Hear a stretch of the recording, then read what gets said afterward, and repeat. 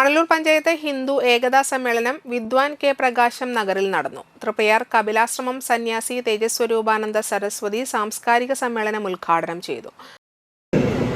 എന്തുകൊണ്ട് സ്വാമി നമുക്ക് ഏകതയുണ്ടാക്കിക്കൂടായെന്ന ജൂതമളവും അതിനെ ഇതിനെപ്പറ്റി വന്ന ക്രൈസ്തവ സമൂഹവും സ്വർഗനരക പങ്കുവെച്ച് നടത്തുന്ന ദൈവത്തിൻ്റെ ഭാഗവും പറഞ്ഞ് പിന്നീട് വന്ന ഇസ്ലാമും ഇവരുടെ എല്ലാവരുടെയും മാതൃകയായ പേഗൻ മതവും ഒരാളുടെ പേഗൻ സംസ്കൃതിയും ആ വിഭാഗത്തിൽ മുഴുവൻ ഒരാചാരം, ഒരനുഷ്ഠാനം, ഒരു വിശ്വാസം, ഒരു സ്വർഗം, ഒരു നരകം, ഒരു ദൈവം, ഒരു ദൈവത്തിൻ്റെ പുത്രനോ പുത്രിയോ പുത്രിമാരില്ല.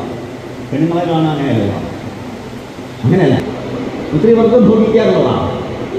അമ്മയായി, പെങ്ങളായി, മകളായി, ഗുരുവായി, ജഗജനനിയായി ഈശ്വരനെ പോലും അമ്മയുടെ രൂപത്തിലും ഭാവത്തിലും മഹാഭഗവതിയായി ആദരിക്കുന്ന ഭൂമിയിലെ ലോകത്ത് ഏക വിഭാഗം നമ്മൾ ഹിന്ദുക്കളാണ്, ഹൈന്ദവ സമൂഹമാണ്.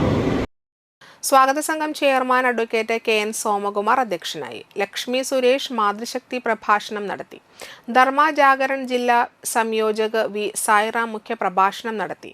ശ്രീധരൻ വെളുത്തെടുത്തുപറമ്പിൽ, എം.എസ്. പ്രദീപ്, അശോകൻ വെണ്ണക്കൽ, അഡ്വക്കേറ്റ് ടി.ആർ. ശിവൻ, കെ.സി.എൻ. ജയേഷൻ എന്നിവർ സംസാരിച്ചു. 100 സ്ത്രീകളുടെ സോപാന സംഗീതം, നാരായണീയ പാരായണം എന്നിവ ഉണ്ടായി.